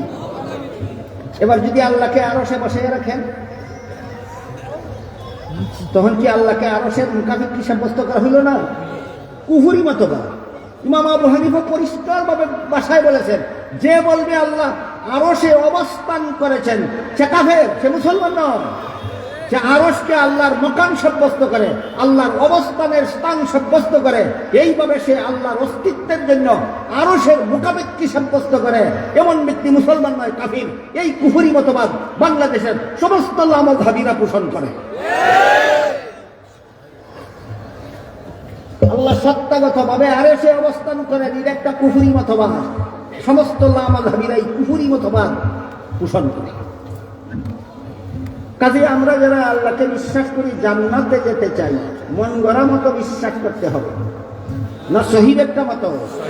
সহিহ একটা জানলে বিশ্বাস করবো না, না জানলে? বলুন তো 3 নম্বর সহিহ একটা কি? গুণগতভাবে সর্বত্র বিরাজমান। 4 নম্বর সহিহ একটা কি? সত্তাগতভাবে কোন স্থানে অবস্থানকারী নন। এবার কথাটা আরেকটু কঠিন হবে বুঝাইতে, কিন্তু আমি বুঝাইতে বাধ্য, নাইলে লামাযহাবীদের খপ্পর থেকে আপনাদের ঈমান বাঁচাতে পারবে। আমি একটা কথা জিজ্ঞাসা করব, আপনারা যারা আমার প্রশ্ন বুঝেন একটু ভেবে চিন্তে জবাব দেবেন, না বুঝলে চুপ থাকবেন, আমার প্রশ্নের জবাব আমি দেব। কিন্তু মেহরবানি করে যারা বুঝেন তারা জবাবটা দিবেন। সেটা হলো, অতীতকালে এমন এক সময় ছিল কিনা যখন আল্লাহ ছাড়া জগতে স্থান বলতে কিছুই ছিল না। অতীতে এমন এক সময় ছিল যখন শুধু আল্লাহ ছিলেন আর কিছুই ছিল না। তখনকার আল্লাহ কোন স্থানে থাকতেন? স্থান নাই, থাকবেন কোন স্থানে? ইমাম আবু হানিফা বলেন আল আনা কামা কান, যেমন ছিলেন তেমন আছেন। আল আনা কামা কান, আবু হানিফার ভাষা মনে রাখেন। আল আনা কামা কান এর অর্থ হইল বাংলা, যেমন ছিলেন তেমন আছেন। জগৎ সৃষ্টি করার আগে আল্লাহর সত্তা যেমন কোন স্থানে অবস্থান করত না, জগৎ সৃষ্টি করার পরেও আল্লাহর সত্তা কোন স্থানে অবস্থান করে না। আসমান একটা স্থান কিনা, পাতাল একটা স্থান কিনা, জমিন একটা স্থান কিনা, আরশ একটা স্থান কিনা। সুতরাং আবু হানিফা বলেন, যে বলবে আল্লাহ সত্তাগত ভাবে আরশে অবস্থান করেন সে কাফের, সে মুসলমান নয়। কেন? আল্লাহকে সত্তাগত ভাবে আরশে অবস্থানকারী বললে আল্লাহর অস্তিত্বকে আরশের মুখাপেক্ষী সাব্যস্ত করা হয়। এই ব্যাখ্যাটা একটু কঠিন আছে না? কিছুটা বুঝলেন কিনা দেখুন। আল্লাহ সম্পর্কে কত নম্বর সহিহ ব্যাখ্যা গেল? 4 নম্বর। 5 নম্বর বলবো? বাকি সে নবীগণের ব্যাপারে কিছু সহিহ ব্যাখ্যা, কিছু মন গড়া ব্যাখ্যার কথা বলতে হবে। আল্লাহ সম্পর্কে 5 নম্বর সহিহ ব্যাখ্যা হলো, আল্লাহ কোনো সময় কারো সাথে বিন্দু মাত্র অবিচার করেন না। বিশ্বাস হচ্ছে আপনাদের? আল্লাহ কোনো সময় কারো সাথে বিন্দু মাত্র অবিচার করেন না। কেউ যদি মনে মনে খালি সন্দেহ করে যে আমার এত বড় বিপদে ফেলে ইয়া আল্লাহ মনে হয় কিছুটা অবিচার করছে, সাথে সাথে কাফের, সাথে সাথে কাফের। আল্লাহ কোনো সময় কাউকে বিন্দু মাত্র অবিচার করেন। এই কথা শুনলে কারো মনে মনে প্রশ্ন জাগতে পারে, তাহলে আমার আল্লাহ এত বড় বিপদে ফেলেছে কোন অপরাধে? আল্লাহ আমার এত বড় অভাব দিয়ে রাখছে কোন কারণে? আল্লাহ আমাকে এত জটিল রোগে আক্রান্ত করে রাখলো জীবনভর কোন কারণে? হাদিস শরীফে রাসূল করিম সাল্লাল্লাহু আলাইহি ওয়াসাল্লাম বলেন, তোমারে এত বড় বিপদ ফেলাইয়া রাখছে, তোমারে এত বড় জটিল দিয়ে গ্রুপ দিয়া রাখছে, তোমারে এত বড় অভাব ফেলাইয়া রাখছে, তোমার গুনার শাস্তি দুনিয়াতে দিয়া শেষ করে দেওয়ার জন্য আখিরাতে যেন তোমাকে আর জাহান্নামের শাস্তি ভোগ করতে না হয়। সুতরাং আমাদেরকে আল্লাহ দুনিয়াতে যত বিপদ আপদ দিয়া থাকে এগুলি আল্লাহর অবিচার। বুঝাতে পারলাম? আল্লাহ সম্পর্কে 1 নম্বর কথা হলো, আল্লাহ কারো সাথে কখনো বিন্দু মাত্র অবিচার করেন না। 2 নম্বর, যদি কোনো বান্দার সাথে আল্লাহ কিয়ামতের দিন সুবিচার করেন, অবিচার তো করেনই না, যদি আল্লাহ কিয়ামতের দিন কোনো বান্দার সাথে সুবিচার করেন তাহলে তার জাহান্নামে যাওয়া সারা রক্ষা নাই। ও বিচার তো করেনই না, সুবিচার করলে জাহান্নামে যাওয়া ছাড়া উপায় নাই। বারবার পথ কোনটা? আহলে সুন্নাত ওয়াল জামাত না চিনলে বুঝবেন না বাঁচার পথ কোনটা। বুঝে থাকে বলুন তো, জাহান্নাম থেকে বাঁচতে হলে আহলে সুন্নাত ওয়াল জামাত চিনতে হবে। অবশ্যই জাহান্নাম থেকে বাঁচতে হলে আহলে সুন্নাত ওয়াল জামাত চিনতে হবে। আল্লাহ অবিচার করেন, বিশ্বাস করলে কাফির হয়ে যাবেন, আর আল্লাহ সুবিচার করলে জাহান্নামেই যাবেন। তাহলে বাঁচার পথ কোনটা? হাদিস শরীফে রাসূল করিম সাল্লাল্লাহু আলাইহি ওয়াসাল্লাম বলেন, বাঁচার একমাত্র পথ আল্লাহর দয়া। জাহান্নাম থেকে বাঁচার একমাত্র পথ আল্লাহর দয়া। এটা হইল আল্লাহ সম্পর্কে 5 নম্বর সহি ব্যাখ্যা। 5 নম্বর সহি ব্যাখ্যা। সহি মুসলিম শরীফের হাদিসে উল্লেখ আছে, সহি বুখারী শরীফের হাদিসে উল্লেখ আছে, তোমার নেক আমল ইবাদত বন্দেগীর দাবিতে তুমি জান্নাতে যেতে পারবে না, জান্নাতে যেতে হবে আল্লাহর দয়া। ক্লিয়ার কথা? পরিষ্কার? আমার নামাজ রোজা ইবাদত বন্দেগীর দাবিতে জান্নাতে যেতে পারবো না, জান্নাতে যেতে হবে আল্লাহর দয়া। এই কথাটা বলা মাত্রই বন্ড ফিরের বলে কয়, এই জন্যই আমরা নামাজ রোজা করি না। নামাজ রোজার দ্বারা জান্নাতে যাওয়া যাবে না, জান্নাতে যেতে হবে আল্লাহর দয়া। এতদিনে মৌলবী সত্য কথা কইছে, এতদিনে মৌলবী মারিফত চিনছে। আমরা মারিফত পন্থীরা এই জন্যই নামাজ রোজা করি না। কেতটা বড় শয়তানির ফাঁক পাইছে চিন্তা করা যায়। আজ থেকে 1500 বছর আগে আল্লাহ যখন মুহাম্মদ রাসূলুল্লাহর কাছে কুরআন নাযিল করতেছিলেন, তখন কি জানতেন 1500 বছর পরে পৃথিবীর মানচিত্রে বাংলাদেশ নামে একটা নতুন দেশ স্বাধীন হইব? জানতেন না। আল্লাহ কি তখন জানতেন বাংলাদেশে কতগুলি বন্ড ফিরের আবির্ভাব হবে? জানতেন না। এই বন্ড ফিরের এই সমস্ত শয়তানি উক্তি করবো আল্লাহ জানতেন। উক্তি জানিয়েও আল্লাহ কোরআনে জবাব না দিয়েই বলছেন কোরআন কিয়ামত পর্যন্ত চলবো, না জবাব দিয়া বলছেন? বা দেখেন তো এই সমস্ত বন্ড ফিরের জবাব আল্লাহ কোরআনের কিভাবে দিচ্ছেন। আল্লাহ বলেন ওয়াবতাগু ইলাইহিল ওয়াসিলা, মর্ম হলো জান্নাতে যেতে হবে আল্লাহর দয়ায়, আর আল্লাহর দয়া পাওয়ার জন্য তোমার ইবাদত বন্দেগী হবে উসিলা। বুঝার জন্য বলুন, সন্তান ফিরে দেয় না আল্লাহ দেয়? সন্তান মাজারের বাবায় দেয় না আল্লাহ দেয়? আল্লাহ যদি সন্তান দেয় তাহলে আমি বিয়া করবো কেন? এই প্রশ্নের যেই জবাব, আল্লাহর দয়ায় যদি জান্নাতে যেতে হয় তাহলে আমি নামাজ রোজা করবো কেন, ওই প্রশ্নেরও সেই জবাব। ক্লিয়ার হইছে? সন্তান দেওয়ার মালিক আল্লাহ, তোমার বিয়া হবে উসিল্লা। সন্তান দেওয়ার মালিক আল্লাহ, তোমার বিয়া করা হবে উসিল্লা। জান্নাতে দেওয়ার মালিক আল্লাহ, তোমার ইবাদত বন্দেগী হবে উসিল্লা। ক্লিয়ার হইল? এইবার শুনুন, জান্নাতে আল্লাহ পাক রব্বুল হাসরের মাঠে আল্লাহ পাক রব্বুল আলামিন বান্দাদের ইবাদতের দাবিতে জান্নাতে দিবেন না, বরং জান্নাতে দিবেন দয়ায়। দয়া পাওয়ার জন্য জীবনের ইবাদতটা হবে উসিলা। এই কথাটা আল্লাহ রাসূল বহু হাদিসে বলেছেন। মুসলিম শরীফের হাদিসে আছে, বুখারী শরীফের হাদিসে আছে, ব্যাখ্যা আছে মুস্তাদরাক নামক হাদিসে। ব্যাখ্যাটাই বলি আপনাদেরকে। হাদিস শরীফে রাসূল করিম সাল্লাল্লাহু আলাইহি ওয়াসাল্লাম বলেন, বনি ইসরাইলের বংশের মধ্যে একটা লোক ছিল বড় নেককার। একাধারে 500 বছর পর্যন্ত আল্লাহর নির্ভেজাল ইবাদত বন্দেগী করেছিল। কতদিন? কেমন ইবাদত? নির্ভেজাল। মানুষের সমাজ থেকে ইবাদত করতে অনেক সময় ডিস্টার্ব হয়। এই কারণে সাগরের মধ্যে, দ্বীপের মধ্যে গেল আল্লাহ নির্বিঘ্নে আল্লাহর ইবাদত করার জন্য, যেখানে খানা নাই পানি নাই। যখন তার পেটে খিদা লাগলো, রাসূল বলেন দ্বীপের মধ্যে আল্লাহ কুদরতি ব্যবস্থায় একটা ডালিম গাছ সৃষ্টি করে দিলেন। যখন তার পানির পিপাসা লাগলো, সাগরের লুনা পানি পান করা যায় না, আল্লাহ কুদরতি ব্যবস্থায় আঙ্গুলের মতো ছিদ্র করে দ্বীপের মধ্যে মিঠা পানির ঝর্ণা সৃষ্টি করে দিলেন। যখন তার পেটে খিদা লাগে একটা ডালিম পেরে খায়, যখন পিপাসা লাগে ঝরনার পানি খায়, বাকি সময় আল্লাহর ইবাদত বন্দেগীতে কাটায়। এইভাবে 500 বছর ইবাদত করার পরে একদিন আল্লাহর কাছে দোয়া করেছিল, আল্লাহ আমার জীবনের শেষ সেজদার মধ্যে যেন আমার মরণটা হয়, আর আমার মরণের পরে আমার লাশটা যেন মাটি খাইতে না পারে। আমার লাশটা যেন সেজদার মধ্যেই থাকে।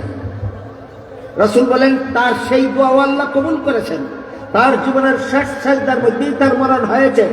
লাশটা সেজদার মধ্যেই আছে, কিয়ামত পর্যন্ত সেজদার মধ্যেই থাকবে। কিয়ামতের দিন সেজদার থেকে জীবিত হয়ে যখন হাসরের মাঠে দাঁড়াবে, আল্লাহ একজন ফেরেশতাকে বলবেন, এই ফেরেশতা, আমার বান্দা 500 বছর পর্যন্ত আমার নির্বেজাল ইবাদত করেছে, তার আমল নামায় 500 বছরের ইবাদতের সওয়াব আছে, একটা গুনাহ নাই। বলেন আমল নামায় কি আছে কি নাই? 500 বছরের ইবাদতের, নির্বেজাল ইবাদতের সওয়াব আছে, গুনাহ একটাও নেই। এই বান্দাটাকে আমার দয়ায় জান্নাতে পৌঁছে দাও। রাসূল বলেন, যেই আল্লাহ বলবেন আমার দয়ায় জান্নাতে পৌঁছে দাও, তখন ওই সেই বান্দা আল্লাহকে বলবে, আল্লাহ তোমার দয়ায় যদি আমার জান্নাতে যেতে হয়, তাহলে আমার 500 বছরের ইবাদত গেল কোথায়? রাসূল বলেন, তার কথার কোনো জবাব না দিয়ে আল্লাহ আবারও ফেরেশতাকে বলবেন, ও ফেরেশতা, এই বান্দাকে আমার দয়ায় জান্নাতে পৌঁছে দাও। রাসূল বলেন, আবারও সে প্রশ্ন করবে আল্লাহকে, হে আল্লাহ, তোমার দয়ায় যদি আমার জান্নাতে যেতে হয়, তাহলে আমার 500 বছরের ইবাদত কোন কাজে লাগলো? রাসূল বলেন, 2 বার রিপিট করার পরে আল্লাহ সেই বান্দাকে বলবেন, ঠিক আছে, তুমি যদি তোমার ইবাদত বন্দেগীর হিসাব মিলাইয়া বেহেশতে যাইতে চাও, আমার বাদানাই হিসাব মিলাও। বলুন, আল্লাহ হিসাব করে জান্নাতে দিতে চাইছিলেন না বিনা হিসাবে? হিসাবের ঝামেলাটা টেনে আনলো কে? নিজে। কে? নিজে।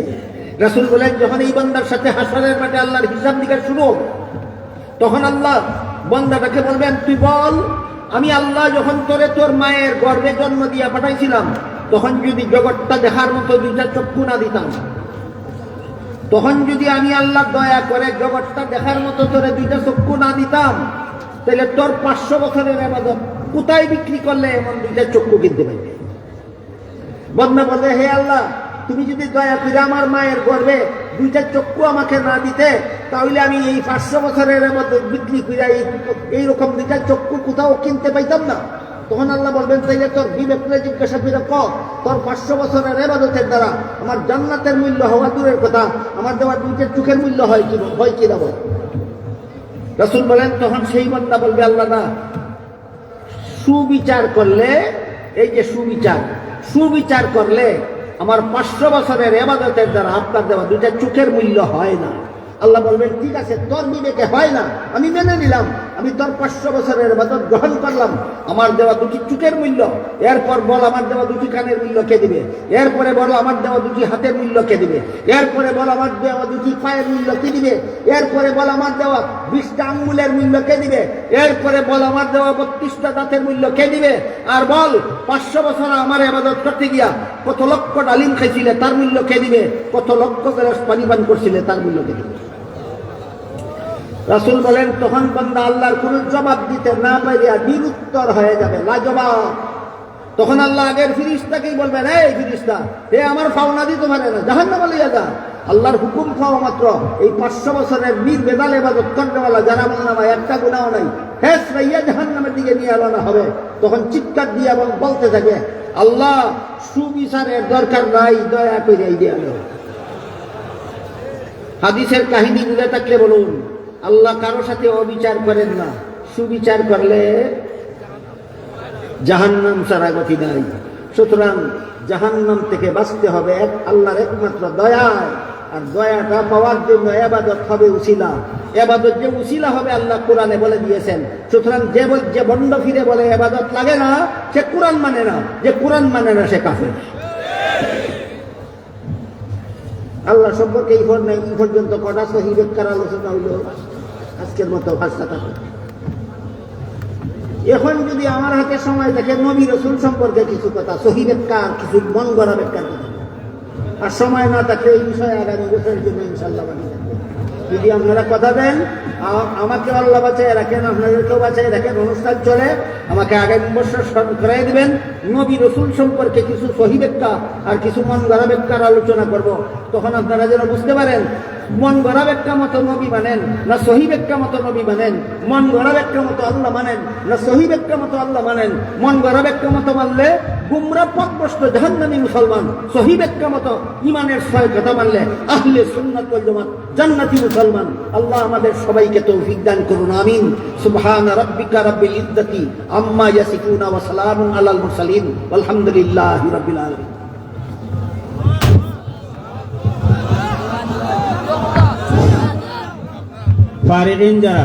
ফারিকিন যারা আপনারা সব কোনো স্টেজেরও নয়তা, ফারিকিন হল সব স্টেজও আইতা। এখলাস মোহাম্মদ এখলাস সাউরা 5,000 টাকা দিয়েছেন বিদেশ থেকে। জয়নাল সাউরা 1,000, এনার বেশি থাকি 500 টাকা, 2200 টাকা।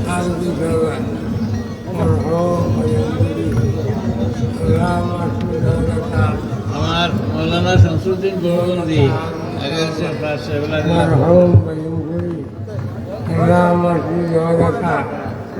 عبدك المرحوم فينقل رحمة الله عليه شفاء واشفها شفاء عاجلا واشفها شفاء لا يغادر سقما اللهم سبب شفاء عنده فينقل رحمة الله عليه بيدي صحابة شفاء عنده বলে হুজুর ইলা মোলাকাত করলে কষ্ট হইব হুজুর, বুঝে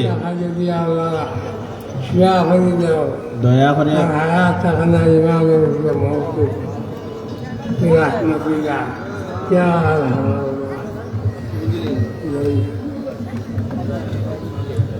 ফারিকিন হল মেহরবানি করে ফারিকুন বড় হিসেবে ফরমাইরে এখন আইতা ফারিকিন যারা আসুন এখন আইতা। আমরা ঢাকা থেকে আগত মেহমান তান বয়ান হইতো এই ফারিকিন সবাই শুননি নাম কিতা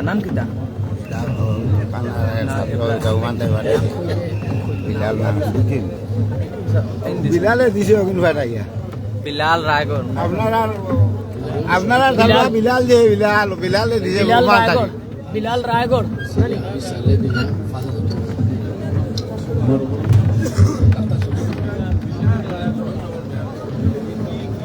বিলাল মিয়া রায়গড় 5,000 টাকা, হাফিজ সালে 5,000 টাকা রায়গড়। আল্লাহ প্রত্যেকের সদকারে কবুল ও মঞ্জুর ফরমা, আল্লাহুম্মা আমিন ইয়া রাব্বাল আলামিন।